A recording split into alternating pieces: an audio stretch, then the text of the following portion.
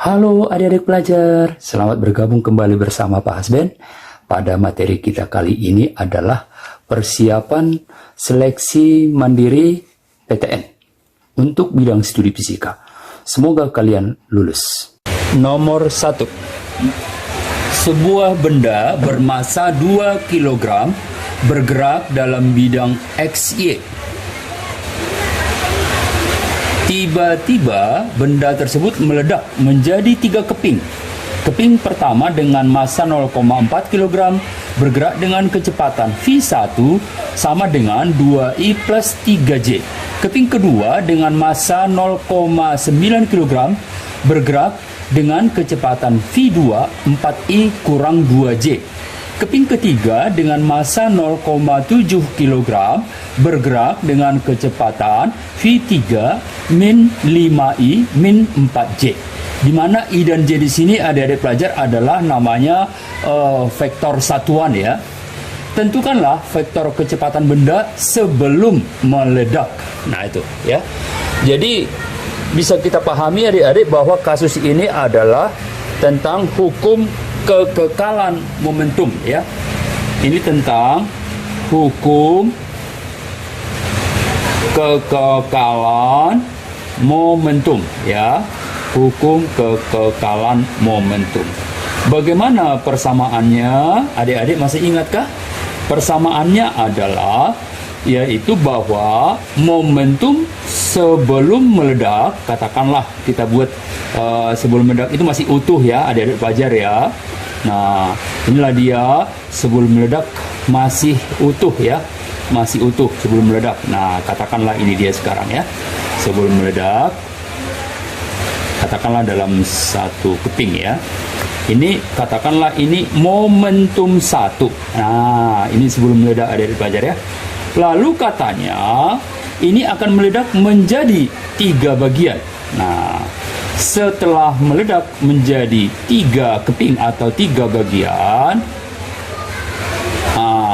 mungkin boleh kita lihat di sini bahwa kepingannya itu berbeda-beda ya. Kepingan pertama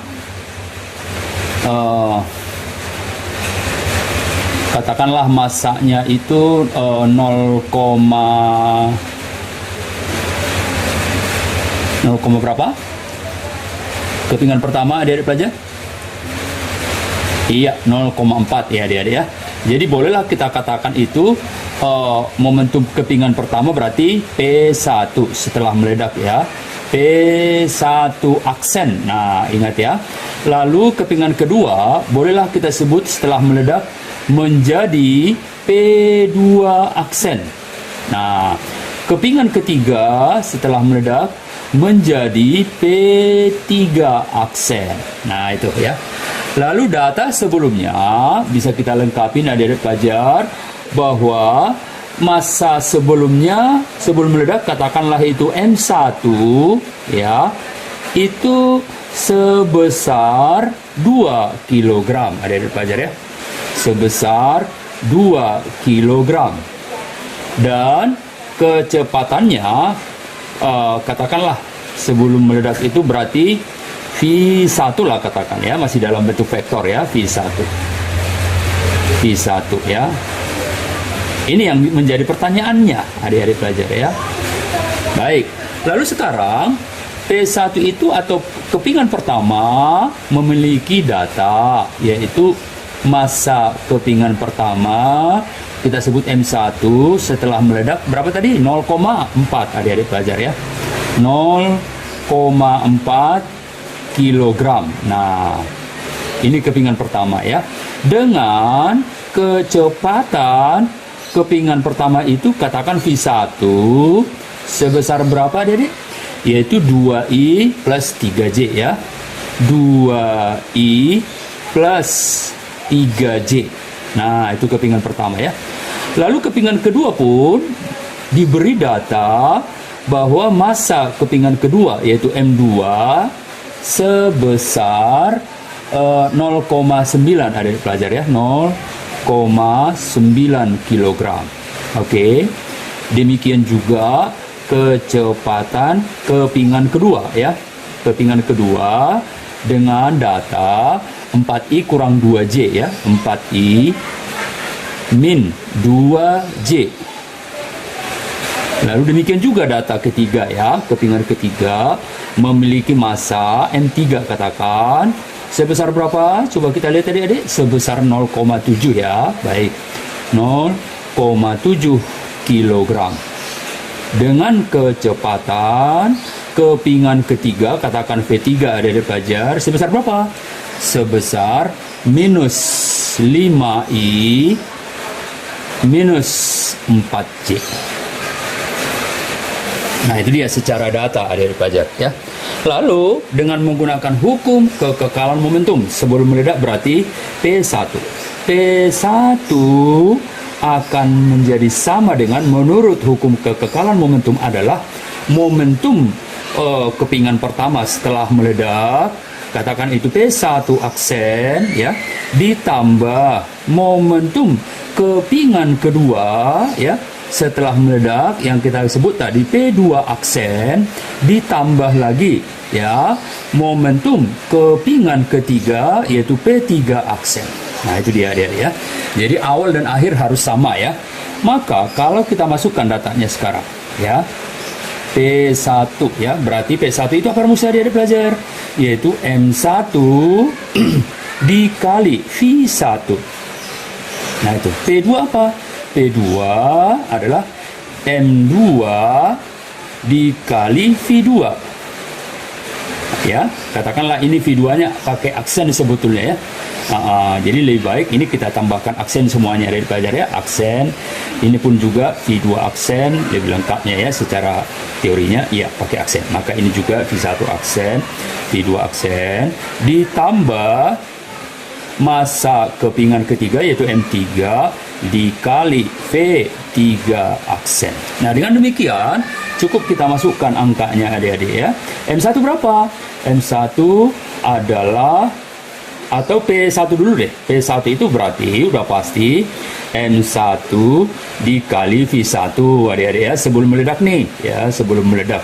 Berarti sebelum meledak massanya berapa? 2 dikali V1. Nah, itu yang kita cari ya adik-adik ya. Oke, M1 nya masukin berapa? 0,4 dikali. Nah, masukin V1 aksennya 2i plus 3j ya, plus 3j. Lantas ditambah M2, massa kepingan kedua berapa? 0,9 adik-adik pelajar. Dikali V2 aksen berapa? 4i dikurang 2j adik-adik ya, 2j. Lalu berikutnya apa? Ditambah M3. M3 berapa? 0,7 ya, 0,7 dikali kecepatan P3 aksen yaitu min 5i ya, kecepatan P3 aksen min 5i dikurang 4j. Nah, itu dia adik-adik pelajar ya. Nah, sekarang kalau kita selesaikan berarti sama, ini artinya bahwa yang di sebelah kanan kita kelarkan ya. 0,4 kali 2 berapa? 0,8 adik-adik pelajar ya, 0,8i. 0,4 dikali 3j berarti 1,2j adik-adik pelajar ya. Iya betul, 1,2j. Berikutnya 0,4 kali 9 berarti 3,6i ya. 0,9 kali 4, maaf ya, 0,9 kali 4 berarti 3,6i. Berikutnya 0,9 kali 2 berarti 1,8 min ya, min 1,8j. Lanjut ke 0,7 kali 5 berarti min 3,5 ya. Jadi bisa kita buat seperti ini, min 3,5 sama aja ya, min 3,5i adik-adik pelajar ya. Oke, terus dikurang 0,7 kali 4 berapa? 2,8 berarti dikurang 2,8j. Nah, ini adik-adik pelajar. Lalu kita kelarkan sekarang khusus i-nya ya. 0,8i ditambah 3,6i dikurang 3,5i ya. 0,8i ditambah 3,6i Nah, ini plus min kan jadi min adik-adik pelajar, min 3,5i. Maka hasilnya adalah 0,9 adik-adik ya. 0,9i ya. 0,9i. Oke. 0,9i. Sekarang J-nya 1,2J dikurang 1,8J dikurang 2,8J sama dengan berapa? 3,4 ya, minus 3,4 minus 3,4J. Nah, ini ada pelajar ya. Itulah 2 dikali V1. Sedangkan yang mau kita cari apa? Yang mau kita cari adalah V1-nya, adik-adik pelajar ya. Maka V1 sudah pasti 0,9i dikurang 3,4J dibagi dengan 2, adik-adik pelajar ya. Nah, ini dibagi 2 ya. Kan angka 2 ini di depannya. Dibagi dengan 2. Maka hasilnya akan kita peroleh bahwa V1 adalah 0,45i ya. 0,9 dibagi 2, 0,45i ya. 3,4 dibagi 2, 1,7 adik-adik pelajar, min 1,7J. Nah, ya. Maka kunci jawabannya adalah B ya. Nomor 2.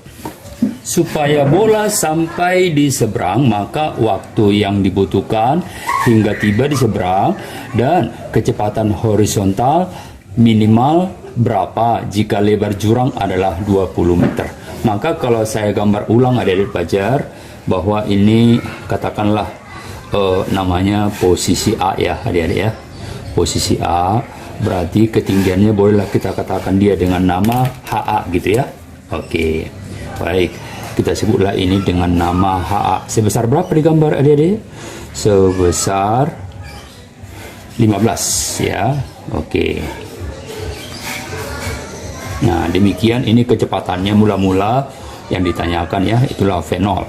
Kemudian katakanlah setelah dia tiba di seberang titik B, kita katakan adik-adik pelajar, maka H-nya juga HB ya. Berapa HB? Nah, menurut gambar HB itu adalah 10 meter adik-adik pelajar ya. 10 meter HB ya, ini HA-nya. Lalu lebar jurangnya ini boleh kita sebut sebagai X ya. X sebesar 20 meter. Nah, itu ya. Sehingga yang menjadi pertanyaan di soal kita ya, yaitu berapakah waktu yang dibutuhkan dari A ke B. Sebutlah itu T ya. Ini pertanyaan pertama adik-adik pelajar. Berapakah T-nya dari titik A ke titik B? Pertanyaan keduanya adalah berapakah kecepatan awal atau saat dilemparkan? Sebut sebagai V0. Nah, kedua pertanyaan inilah adik-adik. Lalu materi ini materi apa sebetulnya? Materi gerak parabola adik-adik pelajar ya. Materi gerak parabola dengan sudut theta karena dia horizontal ya. Jadi dia bukan menukik ke atas atau ke bawah tapi datar, maka sudut tetanya itu tidak lain tidak bukan adalah 0 derajat. Ingat adik-adik pelajar ya, kalau dia ditembakkan dengan datar berarti tetanya 0 derajat. Coba kita tinjau dengan cara pertama ya. Cara pertama itu yaitu dengan menggunakan rumus gerak parabola, yaitu Y adik-adik pelajar. Apa rumus Y? Atau H ya, boleh kita katakan sebagai H. H itu sama dengan V0 dikali dengan T ditambah setengah GT kuadrat. Karena kita tidak melawan gravitasi adik-adik pelajar, maka ditambah ya setengah gravitasi dikali waktu pangkat 2. Nah, ini. Lalu H-nya itu yang mana? H-nya itu yang ini adik-adik pelajar ya, yaitu selisih dari ketinggian A dengan B. Nah, ini H-nya. Maka kalau kita lihat secara matematis berarti H itu apa? 15 atau HA dikurang HB. 15 dikurang 10. Berapa itu adik-adik? 5. Ya, kita masukkan 5 sama dengan V0. Ini maaf, ada kali sinusnya ya kalau gerak parabola. Dikali sinus theta ya. Dikali sinus theta. Ya, maaf ya, ada kali sinus theta-nya nih. V0 kali T dikali sinus theta ya. Maka kalau kita masukkan V0 belum ada, T-nya juga belum ada, dikali sinus theta, theta-nya 0. Sinus 0 berapa dia pelajar? Berapa? 0. Jangan lupa ya, sinus 0. Baik, ditambah setengah kali gravitasi. Kalau gravitasi itu bisa kita andaikan 10 dari pembulatan 9,8 adik-adik pelajar ya, kali T kuadrat. Nah ini, sehingga ini kita bagi 10 dengan 2 menjadi berapa? 5. Berarti artinya apa? Artinya 5 sama dengan 5T kuadrat. Nah itu ya. Berarti T kuadratnya sama dengan 5/5. Sama dengan berapa? 1. Itu T kuadrat ya. Berarti T-nya berapa? Akar 1. Akar 1 berapa? 1 adik-adik pelajar. Nah, sudah terjawab. Yaitu berapa lama waktu dari A ke B ya. Dari A ke B. Baik. Yang kedua, dengan menggunakan rumus X di gerak parabola. Apa itu? X sama dengan V0 dikali T dikali kosinus theta ya, dikali kosinus theta. Nah, itu ya. Baik. X-nya berapa tadi di soal? 20 lebar jurang adik-adik pelajar. 20 sama dengan V0 dikali T. T-nya berapa? 1. Dikali kosinus 0. Berapa kosinus 0? Jangan lupa. 1 adik-adik pelajar ya. Baik, berarti terjawab sudah bahwa kecepatan awal saat ditembakkan adalah 20/1 sama dengan 20 meter per sekon adik-adik pelajar. Nah, ya. Lalu ada cara ceknya. Nah, ini ya, ada cara cepatnya. Jangan lupa ya. Cara cepat. Ada cara cepat alias cara cepat adik-adik pelajar ya. Nah, yang pertama, kalau kita mau mencari waktunya, cukup kita gunakan adalah akar dari 2 kali H dibagi gravitasi ya. Oke, maka kalau kita masukkan angkanya 2, H-nya berapa? 5 tadi ya. Nah, ini H-nya ini 5 meter adik-adik pelajar ya. Oke. 2 kali 5, 10 dibagi gravitasi 10 berarti 1. Akar 1 berapa? 1. Nah, ini cara cepatnya adik-adik pelajar ya. Oke. Lalu bagaimana dengan mencari kecepatan tadi? Cukup bahwa kecepatan itu atau V0 sama dengan jarak X horizontal dibagi waktunya tadi ya. Baik, waktunya sudah dikasih tahu 1, X-nya berapa? 20 lebar jurang. 20/1 berapa? 20 meter per sekon adik-adik pelajar. Nah, inilah carceknya ya. Jadi selagi ada memang carcek, maka sebaiknya ketika menghadapi nanti ujian itu gunakanlah carcek. Ya, selagi ada carceknya, gunakanlah carcek. Baik, berarti jawabannya adalah 1 sekon dan 20 meter per sekon. Jawabannya A. Nomor 3. Perhatikan rangkaian listrik di bawah ini. Berapakah besarnya potensial antara titik A dan D? Ini kita gambar ulang adik-adik pelajar ya sebagai berikut. Nah, kalau kita berhadapan dengan gambar seperti ini, maka kita ingat hukum Kirchhoff kedua ya. Jadi hukum Kirchhoff kedua ini kita harus andaikan bahwa ini 2 ruang ya, sama ini ruang kedua. Nah, di ruang pertama kita buat bahwa arus itu adalah seperti ini lingkarannya adik-adik pelajar ya. Nah, ini oke. Ya. Baik, kita katakan bahwa arus di ruang kiri atau loop kiri adalah I1. Nah, ini andaikan I1 ya, masuk kemari. Oke. I1 kita buat ya. Oke. Nah ya, baik. Hukum Kirchhoff kedua menyatakan bahwa sigma GGL ditambah sigma I kali R adalah sama dengan 0.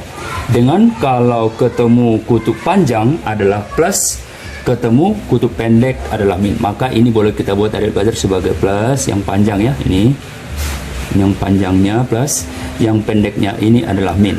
Gitu ya. Oke. Nah, GGL itu adalah ini, V ya. V itu adalah sama dengan GGL baterai ya, gaya gerak listrik baterai V. Nah, sekarang kalau kita lihat ruang pertama, kita mulai dari B misalnya, maka akan berakhir di B ya. Kalau kita mulai dari C boleh, C berakhir di C. Dari A juga boleh, A berakhir di A. Sama hasilnya, adik-adik pelajar ya. Baik, kita mulai dari B misalnya. Berarti kita ke atas ya. Ketika kita ke atas, lihat nih. Ketika kita ke atas, maka ketemu minus. Maka tulis minus GGL. Nah, ini langkah pertama, adik-adik pelajar ya. Minus GGL, terus ditambah I kali R. Ingat, di loop kiri atau ruang kiri, I-nya adalah I1. I1 dikali R. R-nya ada berapa? Nah, lihat. R-nya ada R1 ditambah R4. Itu di ruang kiri, adik-adik pelajar ya. Ditambah R4, tutup kurung. Harus sama dengan 0. Sesuai dengan hukum Kirchhoff yang kedua ini, adik-adik ya. Sekarang kita masukkan angka. GGL-nya adalah 3 volt. Min 3. Nah, itu min tadi ya. Oke, ditambah I1. I1 dikali R1 tambah R4. Maaf, R1 tambah R2 ya. R1 tambah R2 ini. R1 tambah R2. Maka kalau kita jumlahkan itu ya, berarti berapa tambah berapa? Coba kita lihat adik-adik pelajar. R1 tambah 2 berarti 2 ditambah 4 ya. 2 ditambah 4 berapa? 6 ya. Nah, ini 6 ditutup sama dengan 0 ya. Yang artinya 6I1 akan pindah min ke kanan menjadi plus ya, 3. Sehingga I1-nya dapat sebesar 3/6 atau setengah ampere. Nah, ini langkah pertama. Ini tadi kita ganti daripada E2 ya, R2 maaf. R2. Baik. Langkah kedua ya, kita lihat loop atau ruang di sebelah kanannya. Nah, ruang di sebelah kanannya ya, boleh kita buat karena biasanya arus itu keluar dari kutub panjang menuju kutub pendek ya. Nah, ini dia arahnya berarti. Tapi hati-hati, di sebelah kanan arusnya sudah berbeda, bukan lagi I1 adik-adik pelajar ya, karena hambatannya berbeda di sebelah kanan. Kita sebutlah ini sebagai I2. Nah, itu ya. Baik, berarti kembali ke sebelah kanan. Boleh kita mulai dari B berakhir di B, dari C berakhir di C, atau dari D pun boleh berakhir di D. Baik, andaikan dari B seperti tadi ya. Naik ke atas ketemu pendek minus GGL baterai ya, ditambah I. Nah, I-nya I berapa tadi? I2. R-nya ada berapa di loop kanan? Yaitu R3 dan R4. Ditambahkan adik pelajar ya. Baru sama dengan 0. Nah, sekarang masukkan angkanya. Min berapa? Min 3 ya, GGL baterai. Ditambah I2 ya, dikali R3 ditambah R4 sama dengan 3 tambah 1 yaitu 4. Tutup menjadi sama dengan 0. Atau dengan kata lain bahwa 4I2 itu sama dengan 3 ya. Artinya apa? Artinya I2 itu berarti adalah 3/4. 3/4 ampere ya. Ini I1, ini I2 adik pelajar ya. Lalu sasaran kita apa? Sasaran kita adalah menentukan potensial dari A sampai ke D. Nah, dari A sampai ke D, coba adik pelajar lihat ya. Dari A sampai ke D itu ada 2 jalur yang bisa kita lakukan. Boleh jalur atas dari A ke C terus ke D. Boleh jalur bawah dari A ke B terus ke D. Nah, itu. Andai kita ambil jalur atas, akan sama hasilnya adik-adik ya, dengan jalur bawah juga. Nah, ketika kita dari A ke C, ternyata kita sudah melawan arah. Sebab I1 tadi kan ke arah A, kita menabrak ke arah C. Berarti kalau demikian halnya nanti, berarti jadi minus adik pelajar ya. Minus I1 dikali hambatan apa yang dilaluinya dari A ke C? Tentu hambatan R1 adik-adik pelajar ya. Oke, baik. Namun I2 dari C ke D searah, berarti plus. Plus I2 dikali hambatan yang dilalui apa? R3 ternyata adik-adik pelajar ya. Nah, baik, ternyata kita masukkan sekarang minus I1. I1 tadi berapa? Setengah adik-adik pelajar ya. R1-nya berapa? R1-nya 2 ya, setengah dikali 2. Ditambah I2-nya berapa? 3 per 4 adik-adik pelajar. R3-nya berapa? R3-nya? Oh, 3, sorry, 3. Ya, maka kalau kita selesaikan ya, hasilnya ini coret ya, menjadi min 1. Min 1 ditambah 9 per 4 tidak lain 2,25 adik-adik pelajar. Nah, ini kita geser menjadi 2,25 dikurang 1 berarti berapa? 1,25 volt. Itulah jawabannya adik-adik pelajar ya. Berarti optionnya adalah C. 1